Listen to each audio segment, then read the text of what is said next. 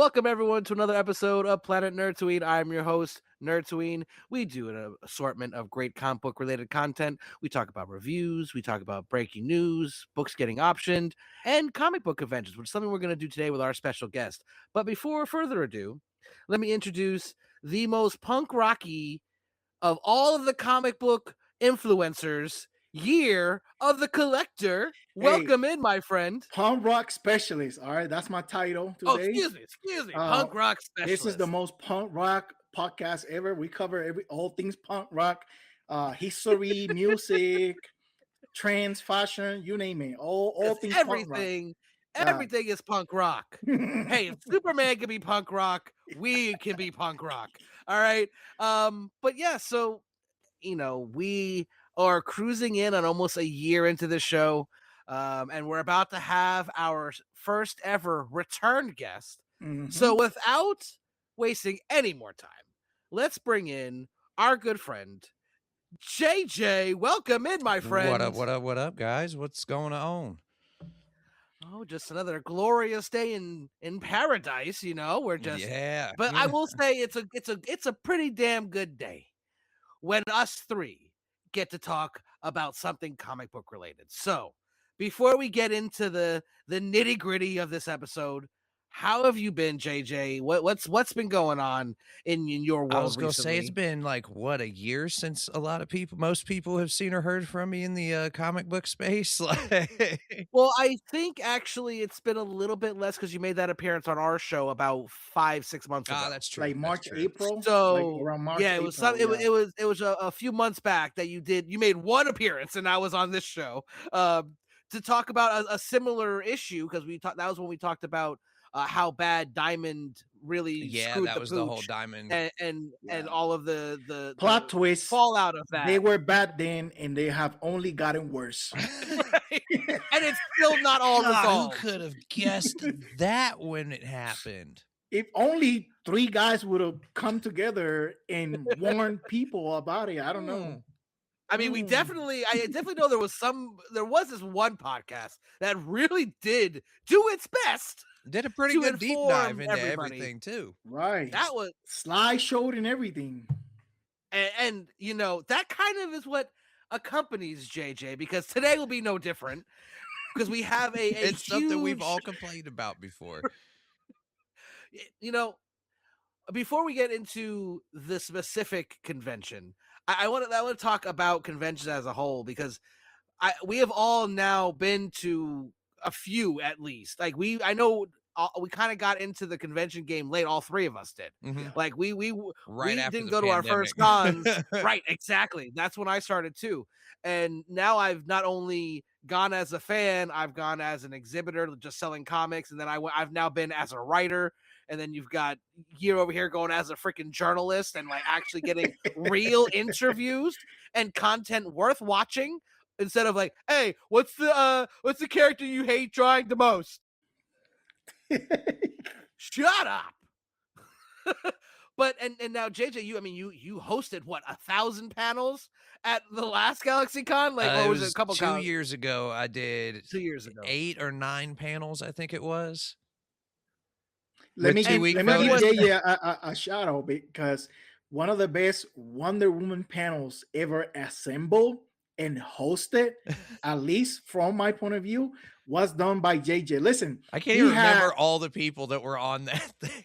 he had Yannick Paquette, John Byrne, Steve Orlando, and there was a fourth one. Who was the fourth one? There was somebody else. Bro, basically, I outside of can't like Steve remember the Orlando, last one. There was so many people I I had to Yeah, host but for that weekend. if you don't want to consider Steve Orlando in the same like tier as the other ones, John Byrne and Yannick Paquette, bro, and JJ got out some information out of them as creators. Stuff that, especially Steve Orlando, he just opened the floodgates. He started He talking just about how started DC, rolling, bro. I was like, still to this day, every time, like every now and then, I will go and look up that panel to show it to people that have issues or questions or concerns about Wonder Woman, because a he lot of the let his stuff opinion that be known in that panel, and I was not expecting that. Bro, Steve Orlando basically like pulled the curtain and let people know how is it to be a creator for DC, specifically for a Wonder Woman title. Mm-hmm. I was like, mind blown. But and, people and we people on got this to we check on it this out. podcast have said numerous times how we feel DC feels about Miss Diana. Like they want to see her burn. That's all. That's a whole nother series I of was gonna podcasts. say We we don't could we have a don't whole other episode That's just on that. that's episodes 20 through 25. Stay tuned. No, just kidding. Planet Nerdtooine yeah, I versus mean- DC Comics, round 1. we'll be the first people to get our free books taken away before we ever got them. Like we were never going to give them anything anyways, but now write it down. Planet Nerdtooine never gets DC books ever. We'll get on the shit list before we even get noticed by DC. That's how off No we're one gonna knows go who we on are, them. but DC knows that we ain't getting shit. No, but again, Well, that I've kind of shout been out off to the scene JJ for a while, 'cause- so I'm in the mind state. I'll kind of say whatever. Well, that's one thing I think we do here on this podcast. Like we are very professional at times, but there are certain times where you can't just be the consummate professional. Some topics, if you care enough about them, are gonna make you passionate enough to let something that you're gonna get normally animated. wouldn't come out. You're perfect. Anime is the perfect word to describe that. Bro, it's funny because sometimes Kyle would bring up a subject and he say, "Oh man, I don't know if I should touch this on the podcast because Touch it. I am gonna I'm gonna rage, I'm gonna rant." I'm like, do it. That's the best content, bro. Let's Right. Bro, like that. What was the one about piracy? I told you, I was like, listen, we have to do this. And I'm telling you right now, I'm going to lose my shit. I was like, Lucy, go crazy. Because, like, let's be honest, we're all old enough to remember before you could pirate stuff like that. Like the way they do it now, because this piracy is not something new. I mean, people forget that people used to record shit off the radio on cassette tapes? People and then take play it later. their camcorders to the movie theater and record the movie like this. Bro, Sorry, early 2000s. you've never copied a VHS bootleg DVDs we got, like. Oh my god, bro! The second CD I ever owned was a bootleg version of the real Slim Shady. Right, and back then, and you didn't even bro, know that was possible, so you didn't even realize you were watching like a illegal copy of something. Like when I tell you, there's a skip on that CD that I thought was in the actual song for so long because I hadn't heard it unedited anywhere else besides that CD. Oh, that's and then I bought it maybe 10 years later, like just 'cause they had like a remastered, and I was like, they must have really remastered this. And I'm like, wait a minute. No, that burnt CD was messed up from the what? I love it. So okay. Horrible. Off topic. All right, we got how quickly we get sidebarred here. All right, so what we're all here to talk about today is the most recent GalaxyCon in Columbus. Let's just say it didn't go very well. What? There's a convention not going as planned? Unheard of. What? Never. A convention that didn't really care about the attendance, just trying to make the most money possible. No. That never happens. No, this is breaking news. Like I said, it's like this is going to be an interesting one because some of the stuff was GalaxyCon's issue, others was not GalaxyCon's fault. Okay. But we'll get into all that. Right. But I say so and for the record, even if we are speaking disparagingly about a specific convention, does not necessarily mean you should never go to that convention. Things can always get better. I've worked with Things GalaxyCon can get worse. 4 or 5 years exactly. in a row before this year. And I've never had a negative experience with them before this year. Now, granted, I didn't work with them this year. I went as a fan.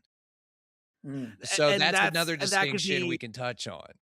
I think a lot of times, like I said, and we were talking about this before we went on the air, like ever since I've started going to conventions, now when I get that exhibitor badge, whether it's because I'm helping someone out or I'm selling my own book, like I was at New York City Comic Con because my comic book had an exclusive. Mm-hmm. I was there as kind of a semi fan, and it was a much different experience than it was, say, when I went to MegaCon when I was working with the 305 ladies, because there I was literally there to do that. Mm-hmm. That's it. I was like basically contractually obligated to be Right. there.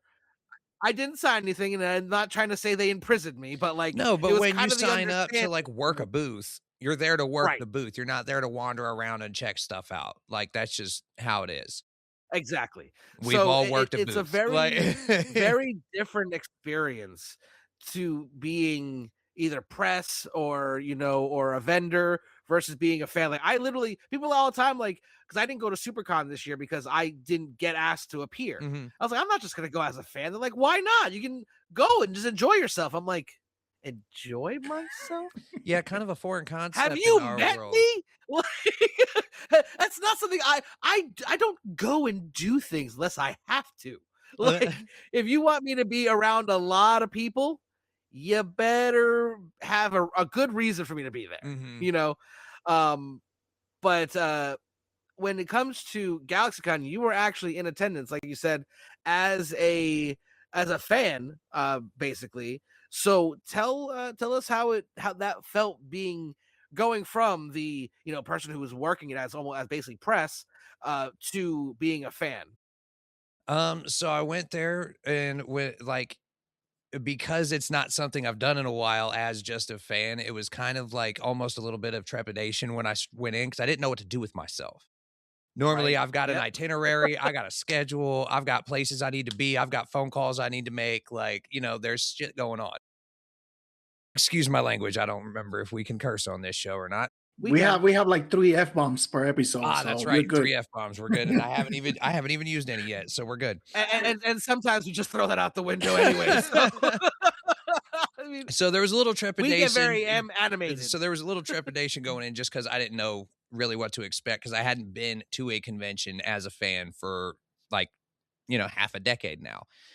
So when I get there, last few years I went, there was no metal detectors. There was security, but not a lot, like just enough there to like check props and, make sure everybody's cool, copacetic, stuff like that. Basically just crowd control kind of thing. This Right. year there was metal detectors at every freaking door getting into the building, which I didn't really see a huge issue with at first going in.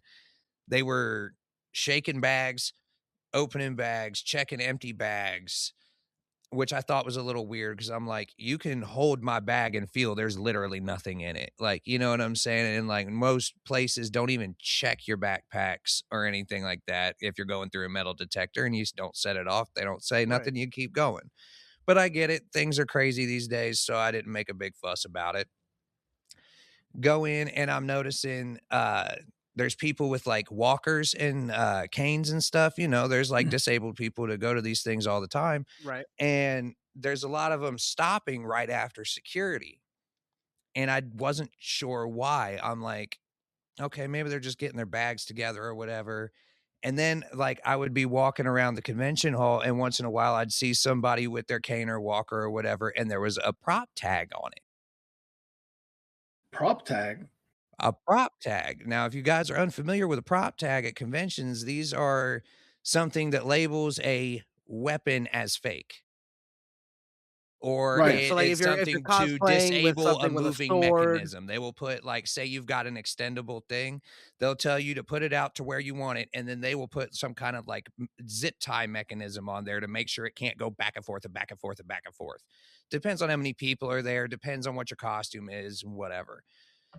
So I thought that was really weird that I was seeing people Yeah. walking around with tags on their thing, but I was like, again, I wasn't really putting 2 and 2 together right away because I was maybe it's part of their cosplay because I don't automatically assume Right. I was gonna say that. because there are disabled If characters you that people cosplay as well, right, so Right. you well, don't know if it's necessarily so there is a level of it I was not really worrying about or seeing as an issue at first.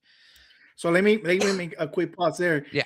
For if you're watching, you've never been to a convention, if you are doing a cosplay and that cosplay has a weapon, a gun, any sort of prop that goes with the cosplay, they have a section for that. When you're coming in, they check your prop. They make sure that They make sure it's fake, and they make sure that it's is not gonna fake. hurt anybody Your if it gets sword, your swung battle around. axe, your weapon, they make sure that it's fake, that it's not loaded, that's not gonna cause any harm, right? So that's typically for props for cosplays, or if you're bringing something with you, it gets those tags.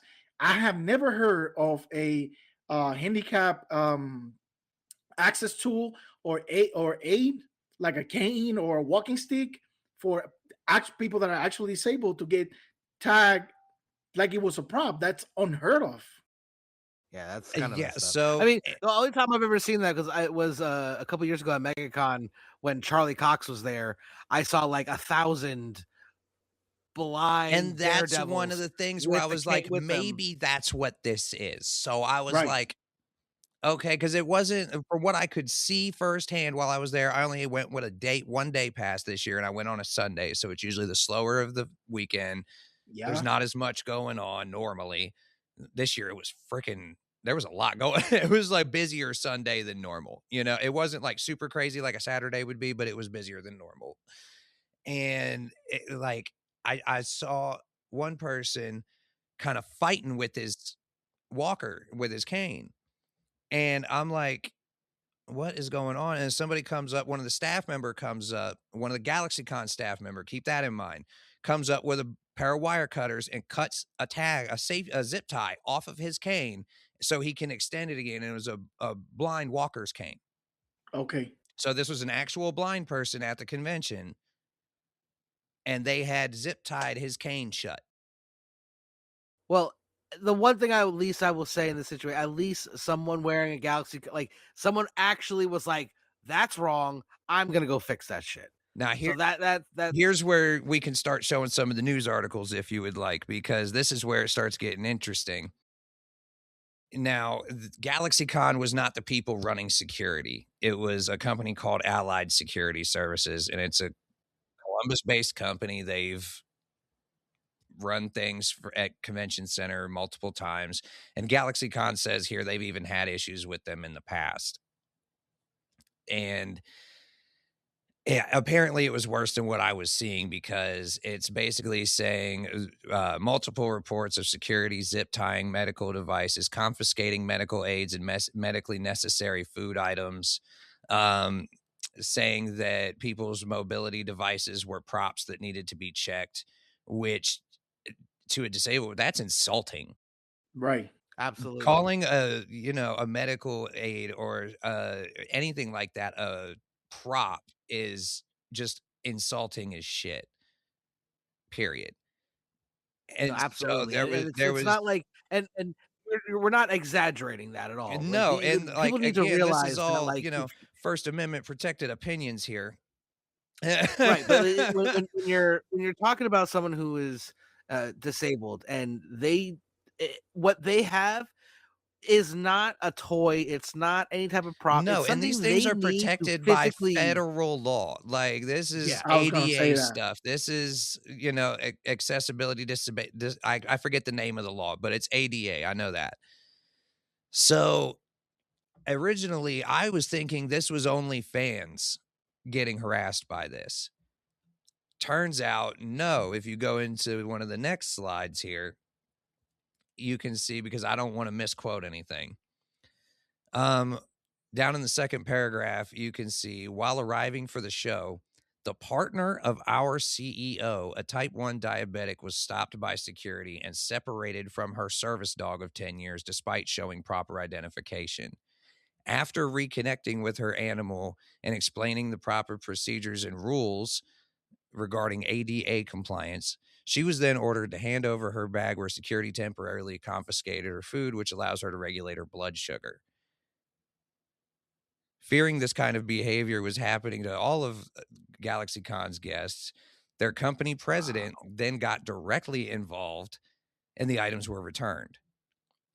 At the time, Allied Security insisted that this was a very unfortunate mistake and it would not happen again. That's crazy because that's one That's the scenario. It, CEO. The It partner of required, the CEO of GalaxyCon, like, yeah, what imagine the how hell? much, how many more other people ran into that Right, problem and didn't have the exactly. CEO to help them out right there on the spot. Like, I can't even And then that imagine. wasn't even it. If you go back down to that last paragraph, that was just the CEO's partner's experience.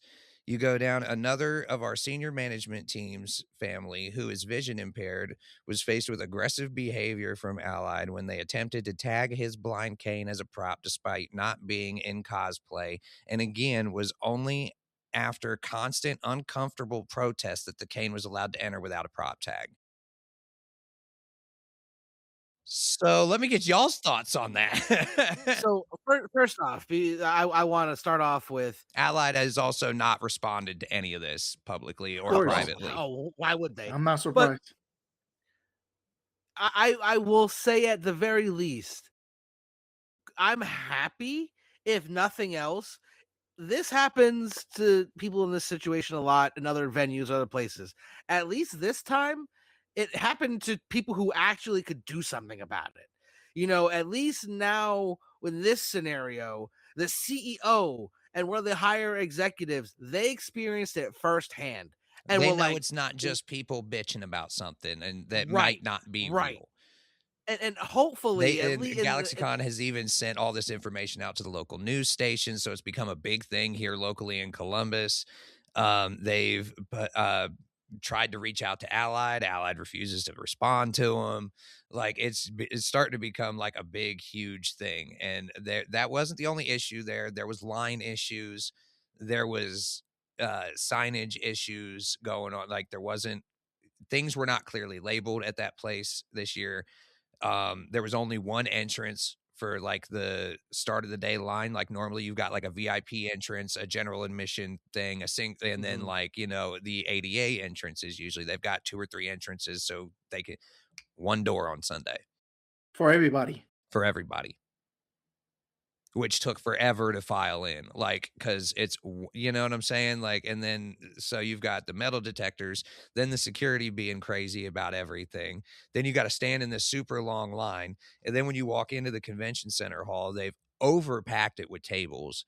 Honestly, there was way too much there, and there wasn't That's enough every room for convention. anywhere. Like, and what bugs me about it too is the comic creators and the independent like artists who make stickers and just artwork and stuff like that, they keep getting crammed further and further and further into the back every year. No, that's a lot of conventions are like that these days. That's the And I was one gonna thing say, and that's I not a will give. GalaxyCon specific issue. Right. That's a I, Right. convention industry wide issue. I'm gonna give NYCC their props on that one thing because they have 2 floors in the Javits Center, so literally there's an entire floor of just creators, the writers, Well, the and artists, and everything even all with in one like spot. So that was a smaller one like GalaxyCon with the Greater Columbus Convention Center, there's like 4 exhibition halls. So they could have easily opened up another hall and just spread the tables out another 3 whoa, feet. whoa, whoa, whoa, whoa, whoa, whoa, whoa, whoa. Wait a minute. You want to cut into their profit margins? Who Yeah, the by fuck renting out an do you extra, think oh, you I don't know, are? like 900 fucking square feet even would have helped.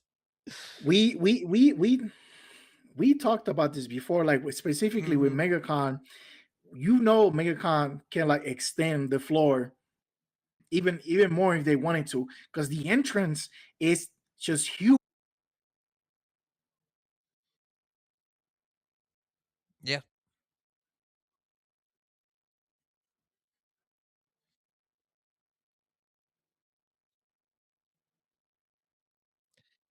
that's one thing these conventions can take a cue from C2E2, because when I went to C2E2 a few years ago, they used every square inch of that convention center in Chicago. And another Everywhere example they could of put something, they did. Like, you know what I'm saying? It was spread out enough to where you didn't feel like you're walking through a crowd like this the whole time, even though there was 180,000 people in there. Like yeah, I don't know. And another example of what you were saying earlier about artists or artists gallery being pushed to like, the fringes of the convention this year in Denver Fan Expo. If my square, let's say like my screen was the floor, right? Imagine this is like the actual space. The entrance was like through here, and like all these space was like vendors, retailers, right? And then the back wall, just the back wall alongside like the north side of the venue, that's where the artists, the creators were, like all the way to the end. You have to pass the the VIP guest booths on the right, like where you take pictures with your celebrities, your actors, all that stuff. That's immediately on the right, huge space, and a lot of them didn't even have lines to begin with. Like, I don't want to dwell into that too much, but all all these retailers of vendors of all this like random stuff that you find at conventions, and then at the very end, that's where like the comic book creators were. It's insane. And a lot of the areas, like for example, the only two creators that were set up to where like they have room for lines and people to like wait and file through and all that, where Argerm, that had like this corner next to like where the exit doors were, and then the other side of the bathrooms in the same wall, you had Snyder, Capullo, and Jonathan Glapion, the inker for Capullo, like next to each other, and they actually have room for lines. But everybody else, like I'm talking about like Felix Kennedy Johnson, J.M. De Mateis, Ryan Otley, like other creators, maybe not as in demand as those that I mentioned before, but people that have fans that they had lines, and there was like no room between their tables and the area where like the retail floor starts.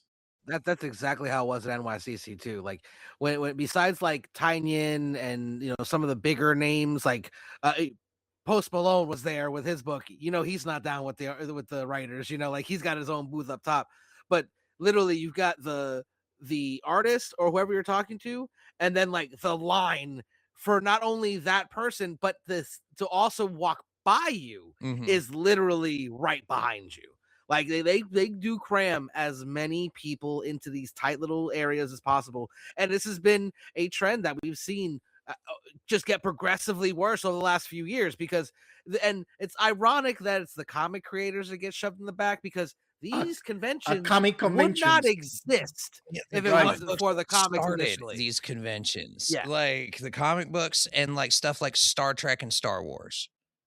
I would consider those also like part of the origin of the whole Comic-Con scene. Yeah.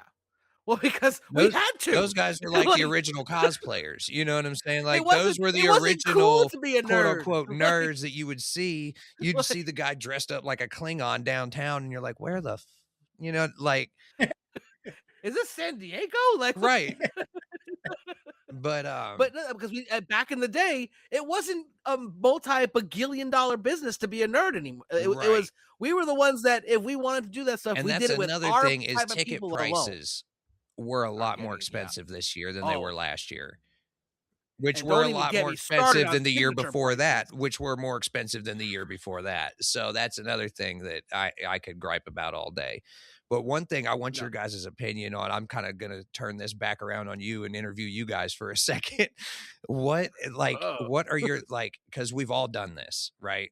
So I feel like we all have a good experience level to give an opinion on this.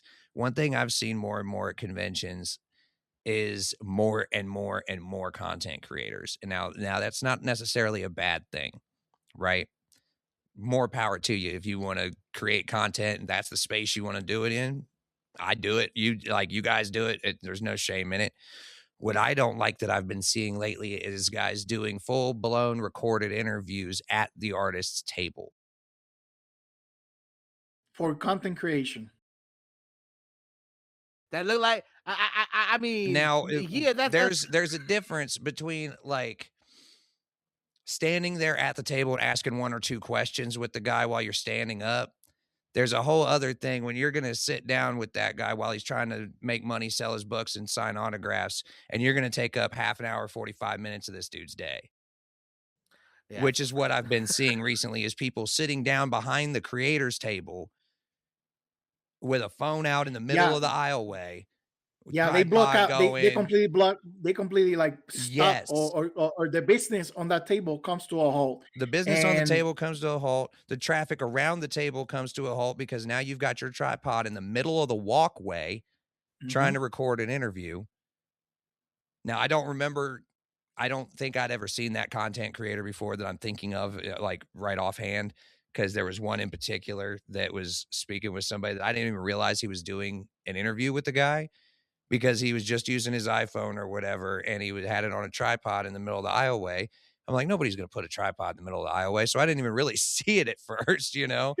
And so I will give the person's guy's name you because screw it. I was trying to talk to Tony Fleece because I've Okay. interviewed him once or twice, and I wanted to say hi, grab one of his books while I was there. And he was doing an interview. I didn't realize. I apologized real quick and walked away. Like, I didn't bother him, nothing. And like, I didn't want to interrupt the guy's interview. But as I was walking away, I'm like, I've never made a creator stop their business to ask questions. I have always, now this is just Yeah. me, you know what I'm saying? I've always been of the opinion of chat it up with them while you're buying their book, introduce yourself, tell them what you do, and give them your contact info. You can ask for an interview after the convention's over, but I've always seen the convention as they're trying to make their money then. If you're hosting Yeah, a panel and Yeah. you've got that shit scheduled with them, that's a whole other ballgame.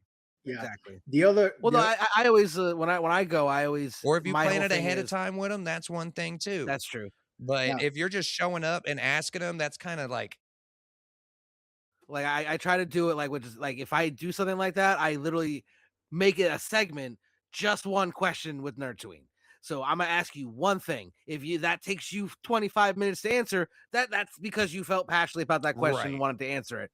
But like to sit there and Like I what was joking everybody with does you. I with the mean, tiny mics he when did an they walk interview, up, but like ask them maybe 3 or 4 questions real quick, but they've got them standing right. up or they're just handing the mic over their table while they're signing stuff. Like, don't interrupt what they're doing So so that you let can me get your give you content in. let me give you my I was gonna say mm, because you're currently doing it as like a half, like as a profession. So so the first one I did was Denver Fan Expo, right? mhm. And I I already had like my pass for the day. I think we went on Thursday because we went, we went with my wife and the baby and all that. And on my way there, I reached out to Nerd Initiative and I said, "Hey, would it be cool if I talk to some creators on behalf of Nerd Initiative and ask them, a couple of questions here, something for like, social media specifically, not necessarily to be like long form content Right, on right. Just YouTube." a quick Right. I 30 had second short right. type I thing. had no idea what I was gonna do. On the way there, I thought about, okay, the Superman movie is coming out next week. What if I ask creators who are their favorite Superman artists or Superman writers, and they Just can something just tell fun. It's me, not something that yeah, has to be super deep. It's not something you have right. to think about. Give me like your top three favorite writer or creators in general. And the guys on there initially was like, "Hey, go for it," right?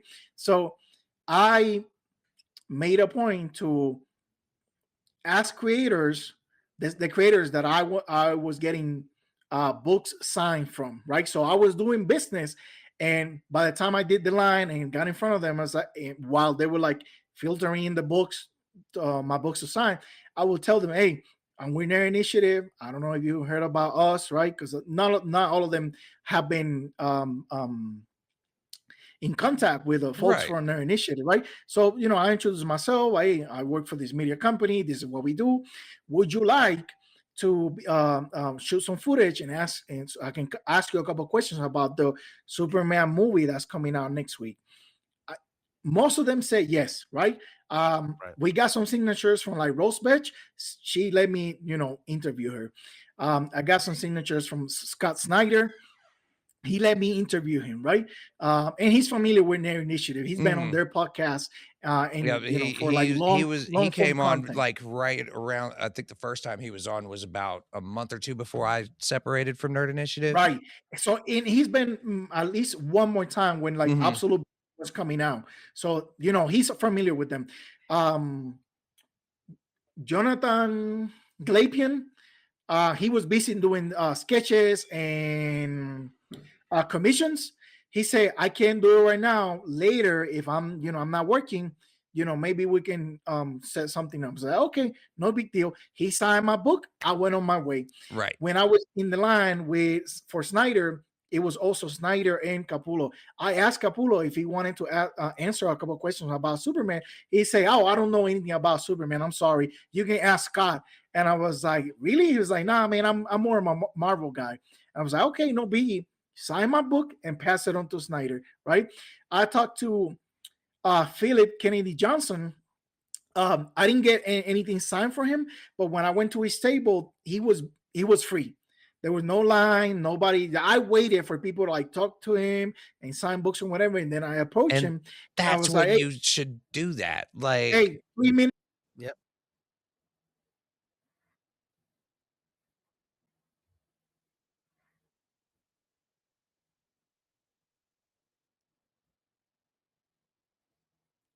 but that was his decision to keep talking.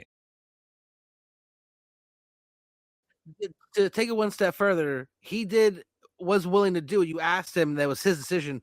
But every other scenario, you not only went up to do that, you also did business. Right. Like JJ was saying, like it's one thing if you're going to be like, I got these 4 books.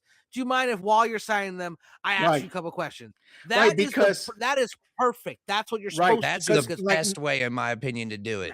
Right. And number 2, I was there as an attendee. I didn't have a press pass or anything. So they could have said, hey, fuck off. I'm not talking to you. Right. And that would have been fine. Right.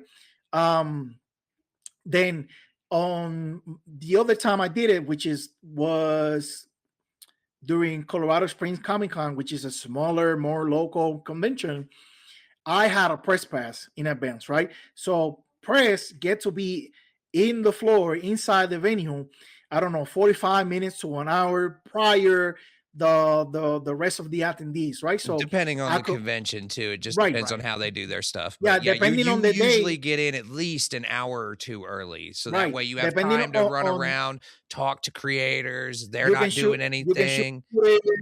You can figure out where they are, right? Depending on the day, they'll let you know how soon you can get in before everybody else, right? So I went on Friday. I got my bearings of the location, like where everybody was supposed to be, and then I went and approached the creators that I wanted to talk to.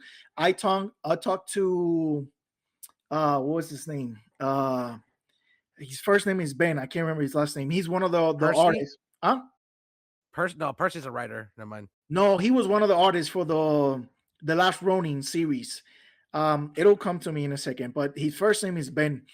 I asked him if after he signed some of the books that I brought, right, we do business, if he was willing to do like a 5-minute interview so we can talk about his work, what he got coming next, and what he was looking forward to in the near future, right? And he gave me about 10 minutes after we did business, and I had a whole tripod and a camera, a mic for him, a mic for me, but it was like on the side of the table. Like we was not blocking the traffic because it was tight in there. Like I'm not going to hold you. It was pretty tight. So if you see the interviews, we're standing like this and the camera is like at the end of the table, right? And same thing with the other interview I did with Sam de la Rosa. We did business, and then after he agreed to like sign my books, I asked him if I could do an interview for Nerd Initiative. He said, yeah, let me clear the line. And once I clear the line, and it was on Sunday too, you can have, he said, I'll give you 5 to 10 minutes. Cool. He also gave me like 10 minutes, right? And the best thing was like I brought 4 books and I only have money to pay for 3 signatures, right? And I told him, I pick your favorite 3 from these 4 and here's the money for the signatures. He said, thank you for the interview. I signed the fourth one for free. I was There like, you go, and now hey, you've just thank you. formed I a good appreciate that. relationship with that guy because you were polite, you were professional, you let him finish what he was And doing, and then you did business with him also, Yeah. so but everybody got something out of that interaction. you know what's really funny about that is I can tell you that he actually enjoyed the time he spent with you, because a few years back I attempted to do something similar with Sam De La Rosa. I brought him 3 books. He signed all 3, and then I asked him to just talk to him for a couple of minutes, and there was no one there. And he was like, "No, I don't think I can." And he looked at his handler, and his handler just pushed me away.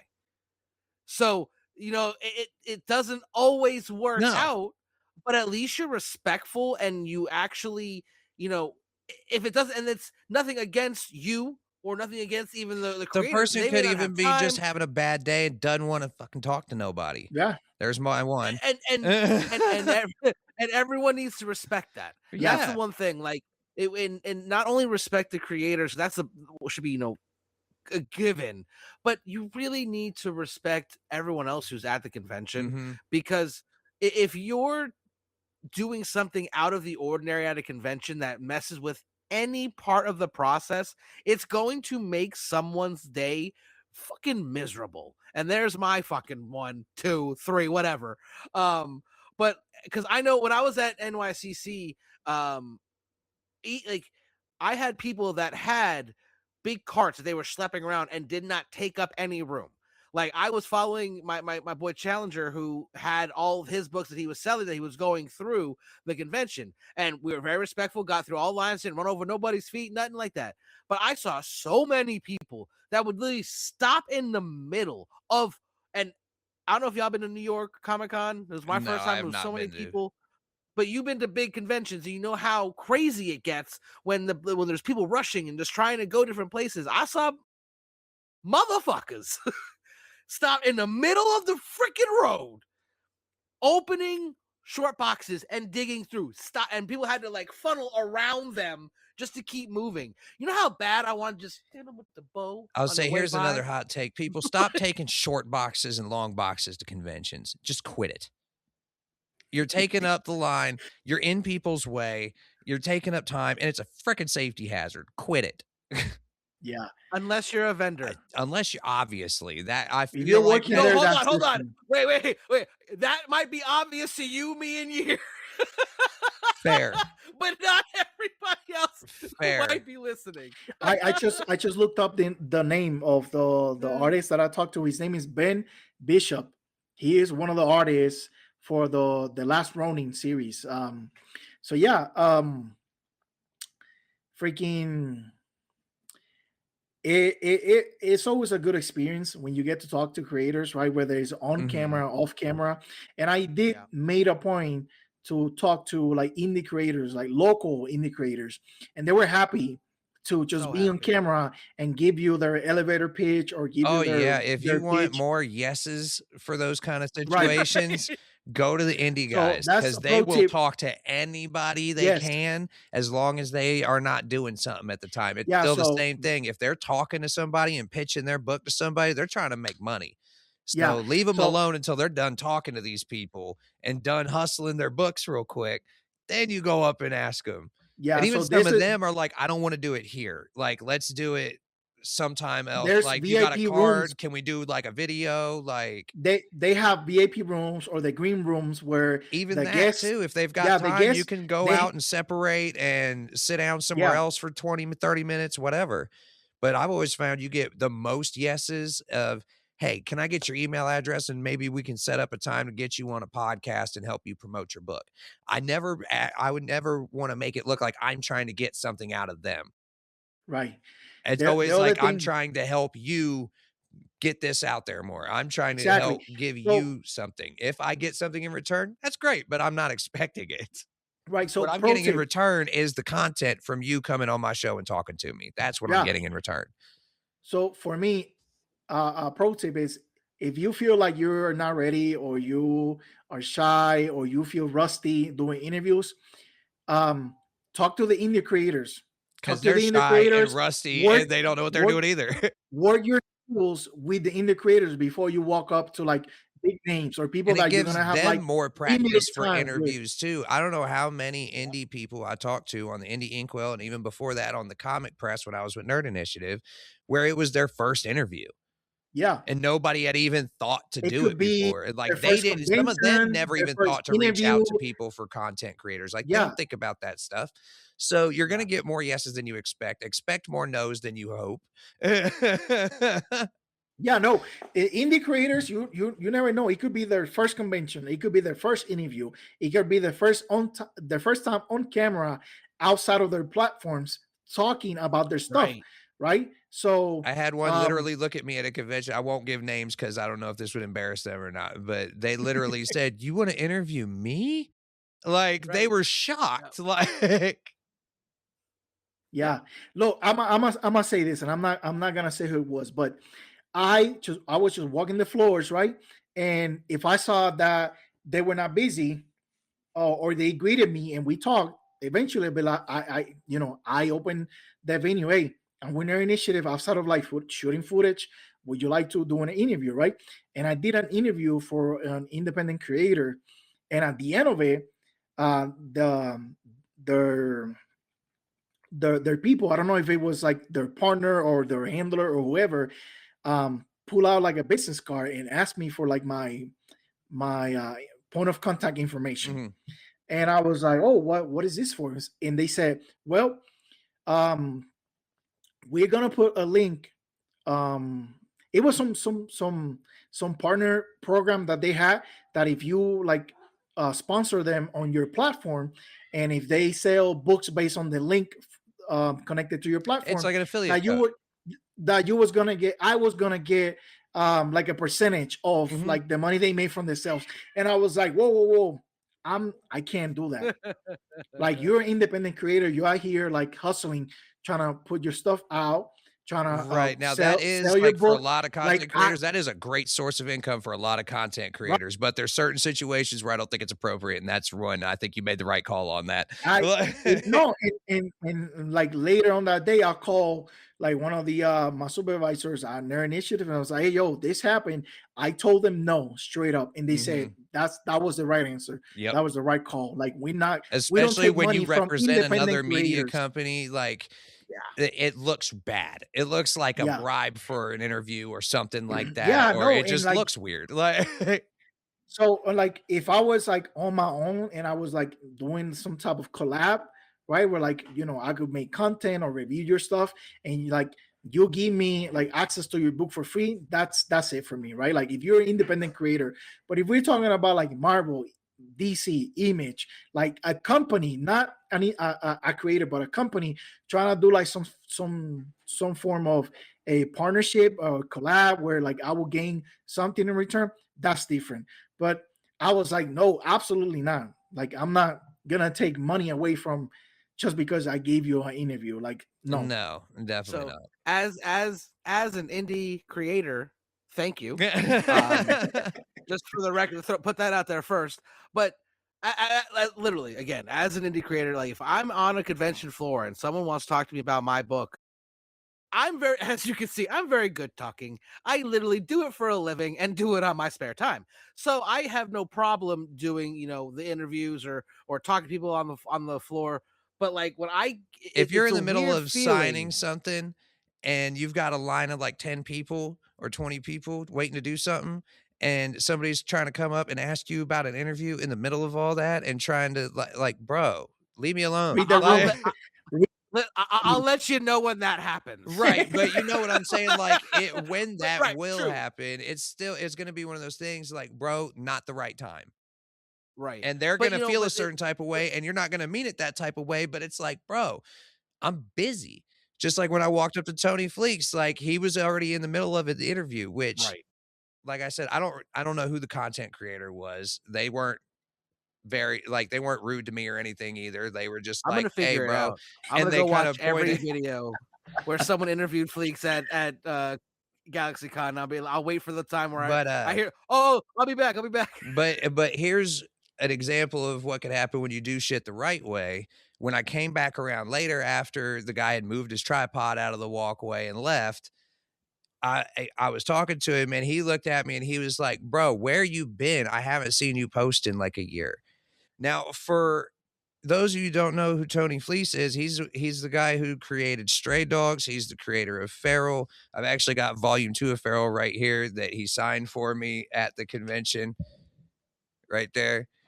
But he even said, he's like, "Bro, I don't mind doing those interviews. It helps me get the book out, but I don't like doing them at conventions. I'm trying to really sell these books." Because he's still, even though he's with Image, it's an indie.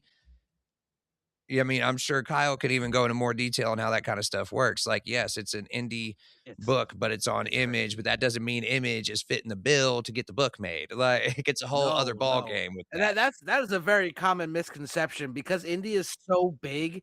They assume that you get on with Image and then they just foot the bill Yeah, and no, send you not at everywhere. all. These creators are still That is not how that 90% of the works. time, these creators are fitting the bill themselves for what they're doing. And then hoping they make a profit on the back end to clear a check for it. But anyway, like, you don't get somebody asking if you're okay because they haven't seen you in a while after one interview if you weren't professional and doing it the right way. Like, that's one of those things. Like, if you're going into a convention and, like, I hate to say it, but that kid's probably never going to get an interview with him again. Unless Now, he Tony learns didn't say how it that, gets better. and he wasn't saying, like, that kid pissed me off or anything like that. Like, he seemed like he was totally okay with it, and I don't know if they had that set up ahead of time. Right, you know what I'm saying? Like, I don't know the circumstances. I just know the tripod was in the damn way, and, like, it looked bad from the it outside looked looking bad. in. Yeah, from the outside looking in as a fan at that point, and as somebody who has experience in the content creation space doing this at conventions, I was just like, Oh, I it wouldn't do that rubbed me the immediately. wrong way. Ooh, It rubbed I me, yeah, it was just like, yeah. I don't know if you're gonna like the results of that, like now, I haven't seen the interview, I don't know if it was like Tony was frustrated during it or anything like that, I don't wanna put any words in anybody's mouth, like, let me make that perfectly clear, I didn't ask him what he thought about that situation in particular. I was just like, "Man, do you like that?" And he's like, "I'm willing to do it, but I'd rather do it on like Well, a." because it helps. Right, it I does mean, help. He's like, "But I'd that's the rather thing. not do it while I'm at my table." Yeah, right. Because spoiler alert, those tables are not cheap. Fuck no. Like, And they just keep at getting more and all. more and more expensive every Yeah. Oh, year. every year they go up a couple $100 Yeah. off rip. It doesn't like Now, it again, I don't doesn't know matter. how it works with certain. I mean, I'm sure some creators, like their publishers, are helping a little bit with those costs, and they've got like an agent booking this shit and blah blah blah blah blah. Yeah, that's really just case It's by not. case. That It's is sort a of, so serious case by case basis. Really, the whole so industry is a case by case basis. so here's the stuff Because that you there's got to think other about, comic right? book Like, creators I've seen that don't mind getting interviewed at their table at all, not even a little bit. So here's like, if you want to break down like the overall cost, right, of what it means to be on a table on a big convention. If you're traveling there because your publisher, is going to fly you there, they might cost some of the cost, right, depending how much you are in demand, right? They are going to cover some of those costs, right? If you are not local, you gotta, of course, travel with the merch that you're gonna sell there, right? And then if the publisher is not it's not assigning you a handler that's local, that's somebody that you are gonna have to hire to fly in with you. If it's not somebody local, unless you're working a convention that hires volunteers to be handlers, but not right? every But that's convention rare. has that, and not every That's convention rare. gets enough volunteers to give every guest a Yeah, handler. most And not volunteers every work. creator who goes to there gets a handler. Right, Right. like, if Even you if they look pay in the enough. I'll programs, tell you, they're in the most same category, but they separate them by creator guest and industry guest based on see, how popular they are, even if so they're on and the same book together. right. So if your handler, it was hired by you as a creator, whatever you make during the convention, you're gonna have to pay that person for the amount of work they do throughout the convention, right? So that's gonna come out of your budget. Um, let's say you had an issue, because it happens sometimes that you was planning to have a convention exclusive book, right? And you whoever was supposed to print it for you, failed the deadline or didn't make the deadline or had an issue with the printing. You are gonna have to like go locally last hour and pay a premium to print your books to have them at the convention. It happens more often than you would think, doesn't it, Kyle? Yeah. I mean, let's see. I've done 3 convention exclusives for issue 1. Technically 4 if you count the and then special edition.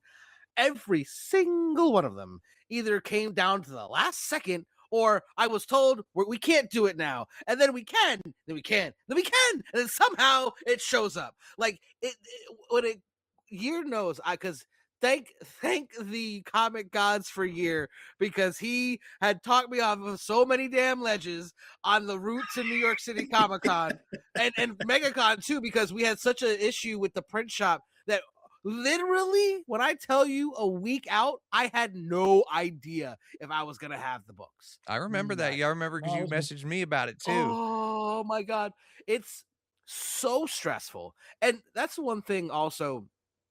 Take into consideration if you are going to interview these people, as someone who has gone through it and who has been so exhausted that I could barely stand.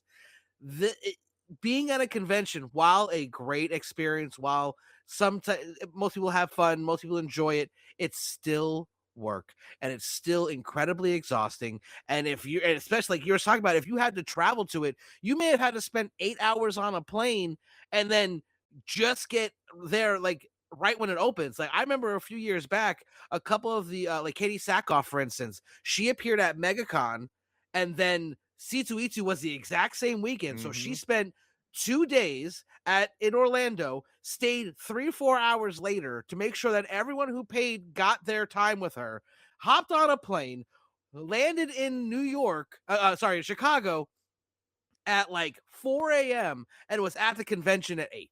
Yeah. To make sure that all of her fans got to meet her.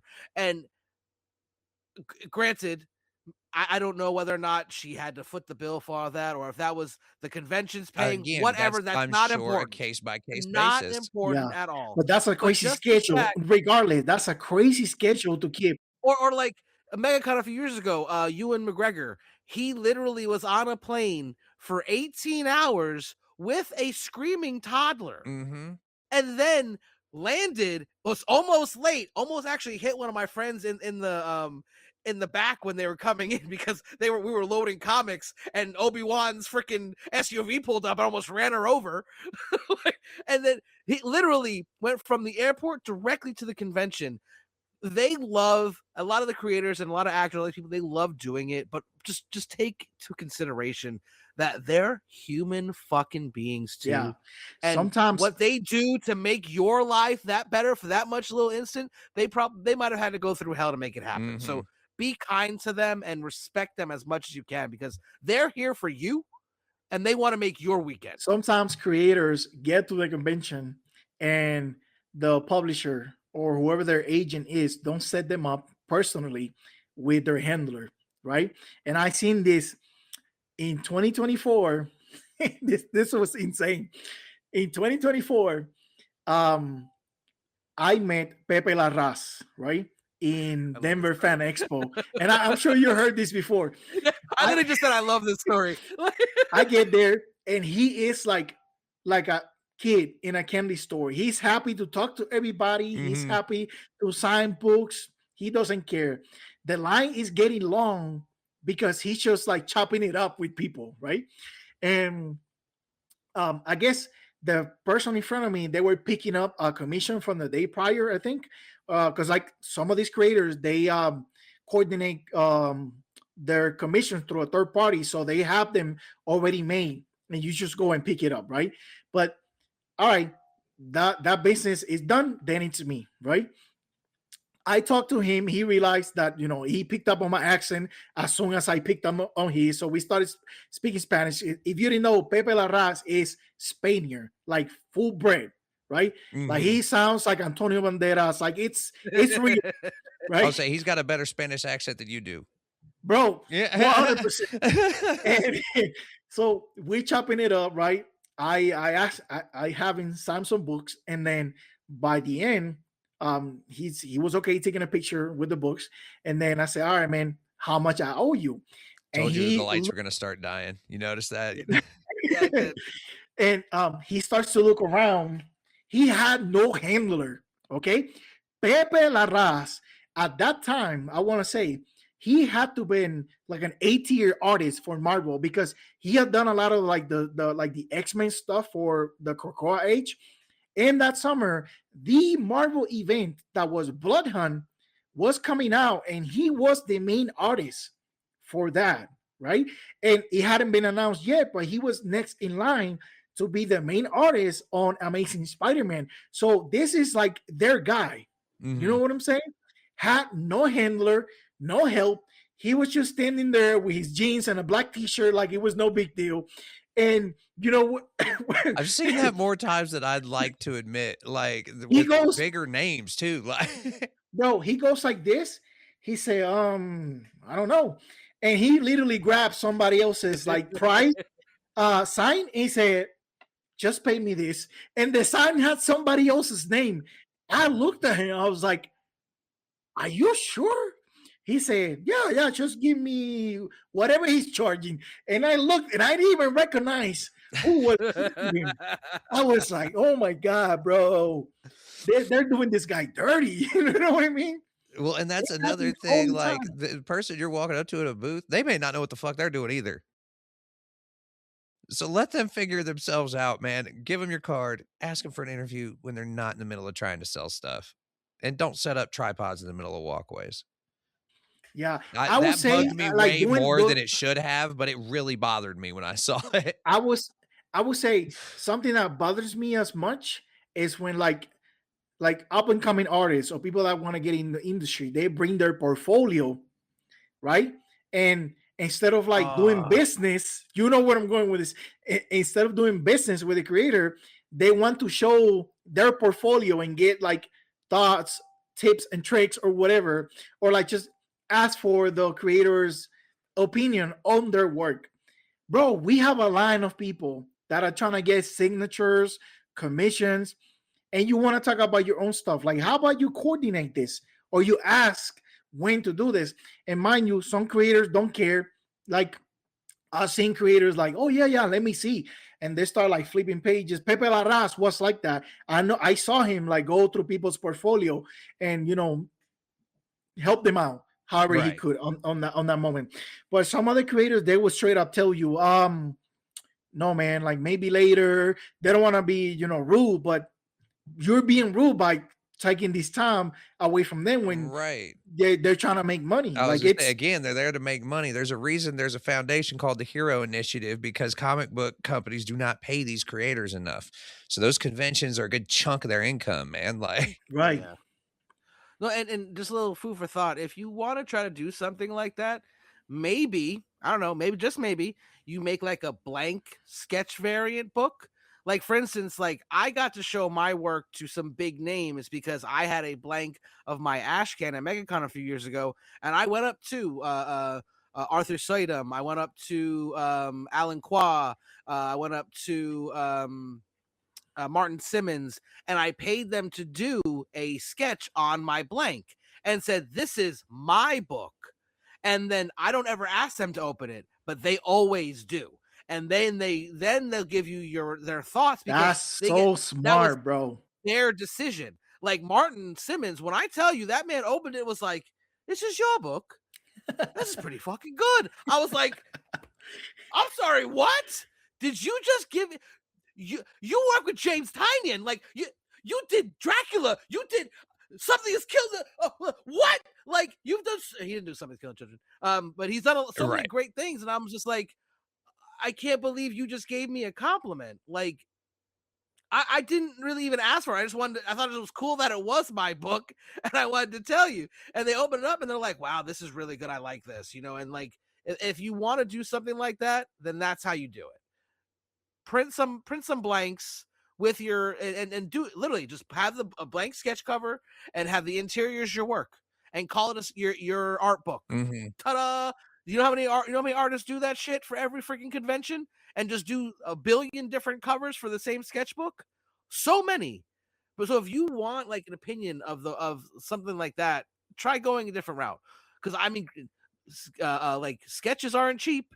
So if I'm gonna pay you like 60, 70, 80, $100, and you want to then on top of that give me some advice, thank you. I mean, I didn't need that. The art was enough for me, but like just for you to then take it upon yourself to wait. Hold on, let me stop my art real quick. Let me look at this. Oh, this is you wrote this? Oh shit, okay, wow. And then Martin freaking remembered me.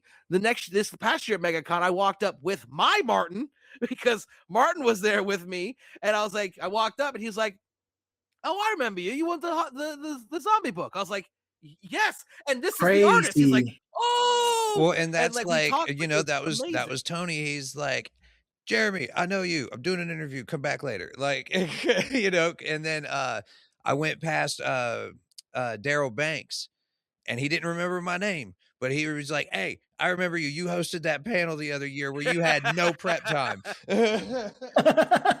There was like 4 or 5 different creators from that year that I had interviewed that year on those like 8 or 9 panels, and they're like, "Hey, I don't remember your name, but I remember you." Like, and I'm cool with that. You don't have to remember my name. You remembered my face though. I'm cool with that. Like, that's enough. Exactly. No, and that just keep in mind, like I said, but these are all that's people because too. I was there. I was professional. I didn't waste a bunch of their time. I was a huge fan of a lot of them. Like Ada Wong, I wanted to pick her brain so bad, but they were there to do the thing. So I'm not gonna sit there and fanboy out and bother them when I'm there as a worker, as a media person. Like, it don't work No, that way unless I got money to give them, and I didn't that day. So I wasn't gonna go bother them at their table after the panel because they're making money. Like, Yeah, again, I want to emphasize this again because a lot of people don't know about this. Guest artists, they have access to the green room or the VIP room. And if you're there with a press pass, whether it's to make content for yourself or for another media company, if ask the they right can, people because you yeah, should also have access to that same green yes, room. If yes, you with catch the them press in the pass, green room, that's when you ask them, "Hey, you got 5 minutes to stop real quick right? and let." Maybe they can talk to you or give you an interview at their table because that's their time to make money. But maybe in the break room whenever they take breaks, because a lot of them do take breaks, right? Unless you're like David Nakayama and you're sitting at your booth for like the whole time the convention is going, right?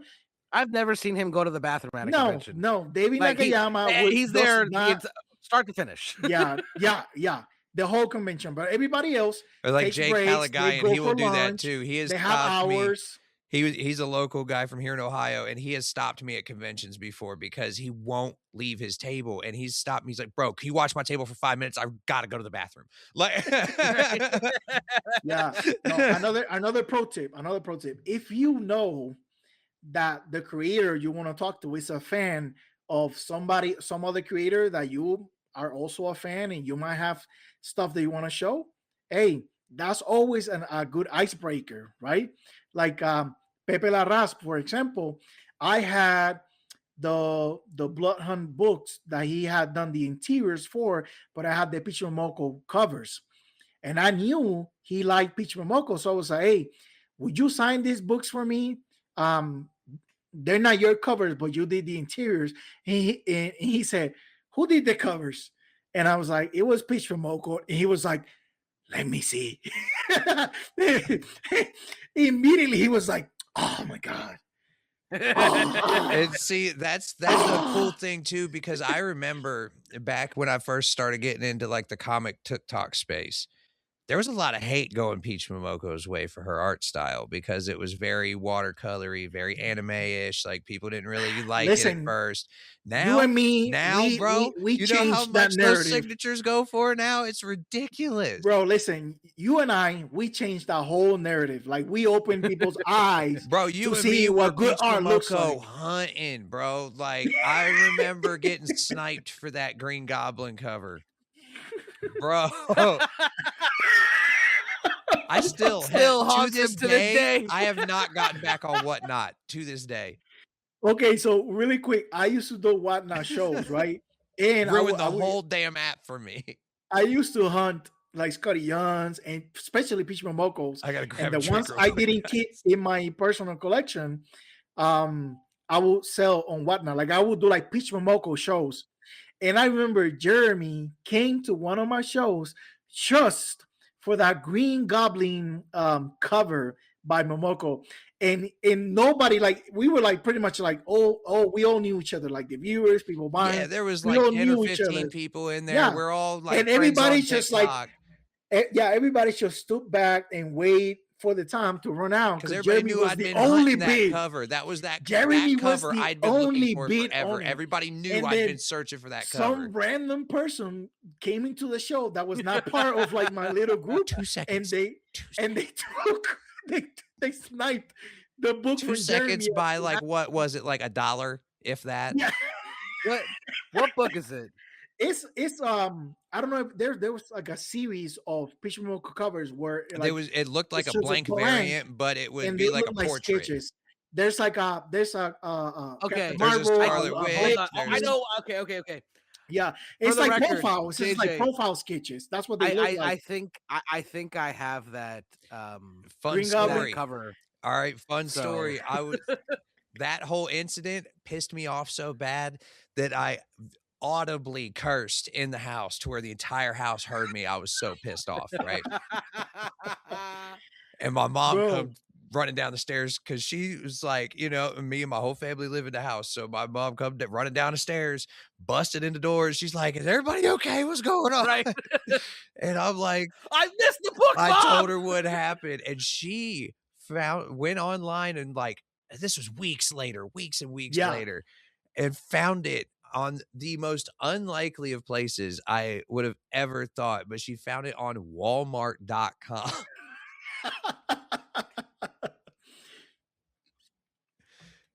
And then, So, you know, it's yeah, not like I there- asked her to so- hunt that down for me. Yeah, You no, know, so I'm the not like, story this wasn't story a, had a Mom, they happy took my ending." thing, you know, like it wasn't a thing like that. No. It was God damn it. Like, No, you know, I missed it. It I was. You like, just don't want to admit it. It's fine. It's It's okay. fine. So, We know you cried, and we know you. oh no, it's I okay. didn't It's cry. I fine. threw some shit though. I will say that.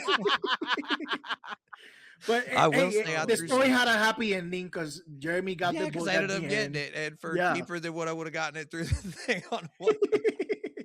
But yeah, bro, it Damn. was that was You're out here hilarious. overcharging for books.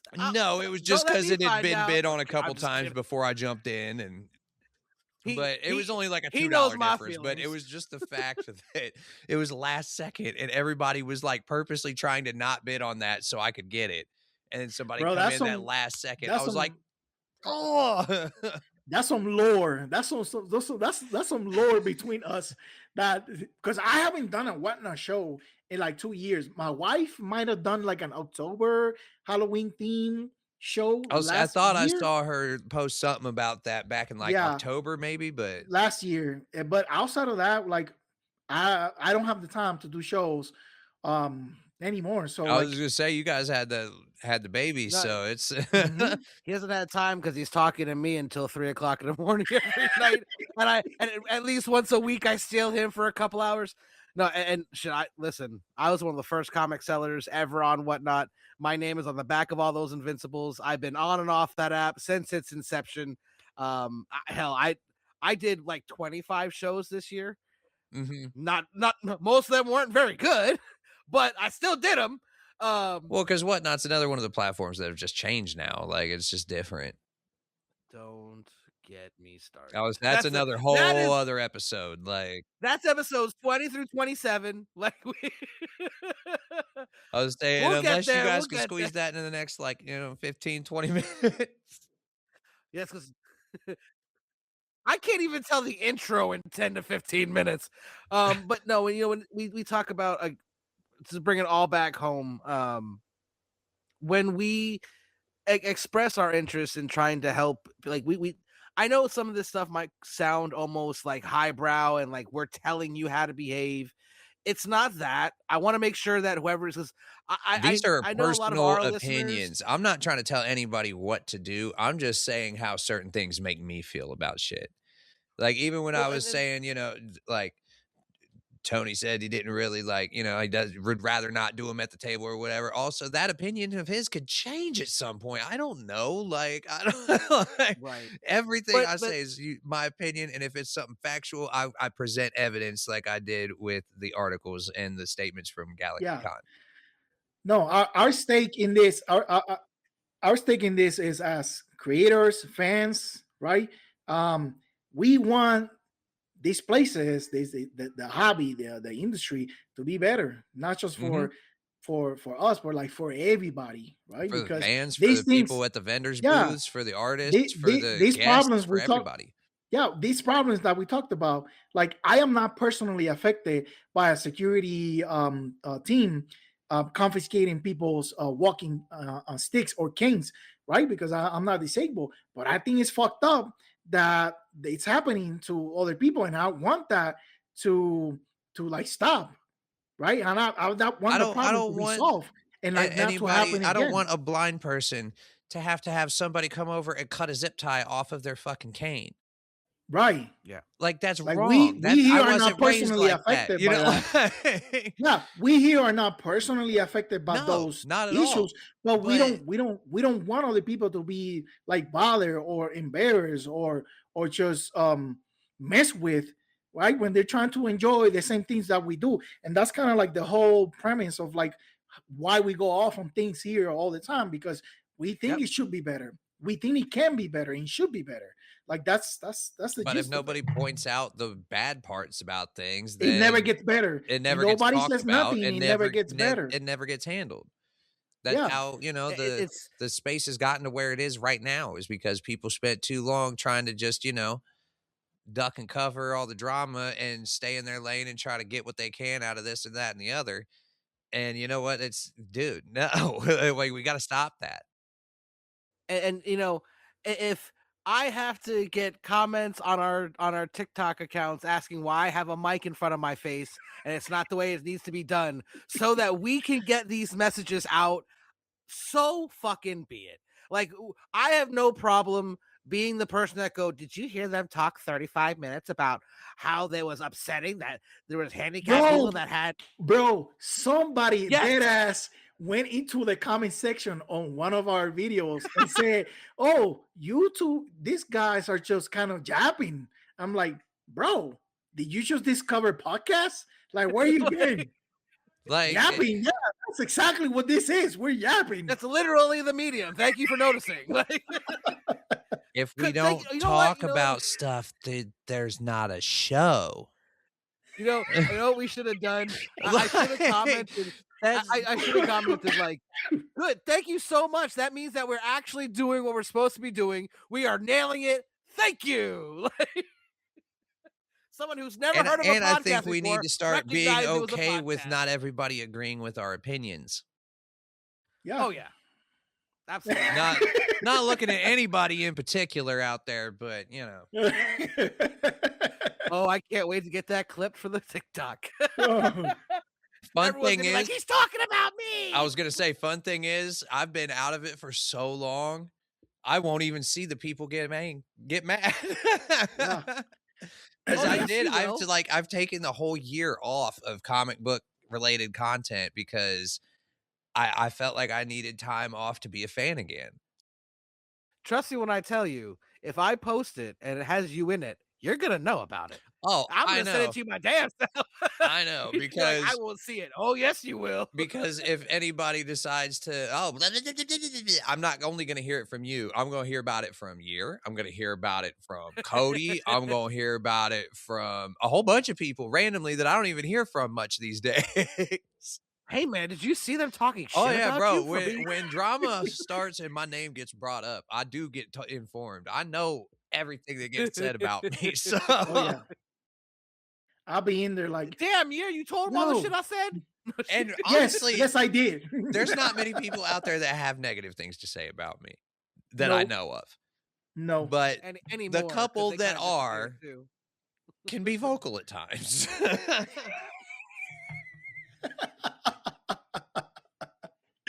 Oh, and Oh, it makes it even funnier because I'm not saying a name. You don't have well, to. you don't have No, to. everybody here knows 'Cause we exactly what know. I'm Hold talking on. about. If you know, you know. That's if you know thing right there. But yeah, it's JJ. It's always a pleasure having you on here. I know we're getting close to your extended time. We're already Oh in. yeah. Yeah, if we go over, we're Well, gonna have to pay I overtime needed there. Hold some on, hold on, We don't hold have on, overtime money. I needed some artificial sugar in my life, so I had to hold grab a on. Sprite real quick. No But caffeine, but at least a little sugar boost. that being said, it's officially the shortest episode ever. Ha ha, year. Ha ha, ha ha. I didn't We jinx it, you did jerk. it. We did No, wait, I But want to yeah, talk about something else. Hold on. no, it. shut up, shut up. All right. So Hey, I could always be the first three-peat guest too, so. Three I have piece, a four feeling piece, fifth piece. listen, we already told you that you have diplomatic immunity and clear Oh, entry to don't say Planet I have Nerdtooine. diplomatic immunity. I'm on gonna come on on here and on say some Planet wild Nerdtooine. shit. Hold on. You know what's funny? Because what's real funny is Last over the thing. last few years of people, experiences with me on the internet has been very like PG. I've kept it very calm, chill, cool, and collected. Don't let me turn my filter off. People learned that when I was in Chicago at C2E2. I think a few of the people that I went with were not expecting what they ended up getting. Well, you know, I very much respect your opinion and everything you've done. I can't wait for you and Longbox to link back up and get the Indie Inkwell back rolling, because sooner or later that's gonna happen. For sure. Um, and again, you're always welcome on Planet Nerdtooine, even though it's not a real planet or a fictional planet. It is apparently a podcast for nerds. I said that I typed the Planet Nerdtooine into Google, and that's what the AI said we were, and I thought that was hilarious. Hey, at least it got it Now right. that being said, right? AI is hardly ever right. So. Right. So, that being said, I want to thank everyone who stopped by this episode. Always great having you on. This will be the last episode of the year for us, because we do every other week. So when we return, we're going to be getting right back into the Hook by the Book segment, where we pick a book that issue 1 hooked us so much we want to read the rest of the series. We have 2 more books in this bracket, and then we'll start bringing on all the artists for interviews. Creators, writers, all of them for interviews, so that they can talk about their books. We are very appreciative to everyone who sent in books. Not everyone made the cut, because we have to hold it to a high standard. It's a tournament of the book that hooked us. It's got to be top tier. And then they can't all be winners. It's okay. They can't all be winners, and not everybody's going to like the same things. So, Yeah. I And mean, not only just that, because but it didn't get picked doesn't mean it's not a good book. Yeah, maybe we we're all not the know crowd. that- Maybe we're you not guys just aren't the right target audience. Yeah, that's okay. We know that if it wasn't any other podcast, Here Walks Monsters would win the whole fucking thing anyway. So it doesn't matter. But Speaking of that, I hear issue 2 is going to be quite the doozy. Issue 2 is going to be quite the doozy. And ironically, there are a couple people on this very panel right now that may or may not be making cameos in said book, or full appearances, and becoming a main character. So, I mean, I don't know. What do I know? I'm just the creator and writer. Just the guy writing the whole thing. Editor, the one who decides everything. Yeah. Yeah, it's no big deal. But yeah, that's all coming for next year. Any last thoughts, gentlemen, before we wrap it up? Nah, man. Happy holidays, happy New Year. We'll see you first week of January, and we're gonna come back with a bunch of stuff. We have some people already aligned. Longbox, I know you're watching. Let us know when you're free. You're welcome. Longbox, I haven't talked to you in a while.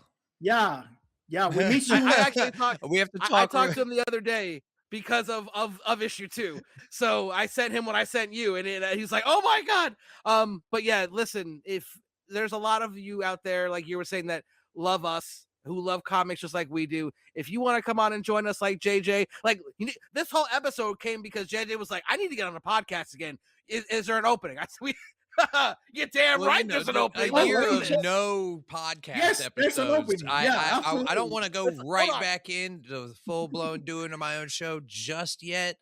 I just want to kind of dip my toes back in. I'm like, there's got to be something we could talk about, and the Galaxy Con was a perfect subject for the main part of the episode. So yeah, and again, thank you all for stopping by, and then check us out. The episode drops every Sunday when we drop them, Sunday at 8 p.m. on Eastern time on YouTube, and the very next day. Actually, I've been honestly putting up the audio the same time too, because I'm just so excited that I can do the audio with as easy as I can now, that I'm just like, oh, get it up on Spotify now, woohoo! Gotta love it. So it's pretty much always available. Sundays, 8 p.m. every other Sunday. So until next time, stay nerdy, my friends.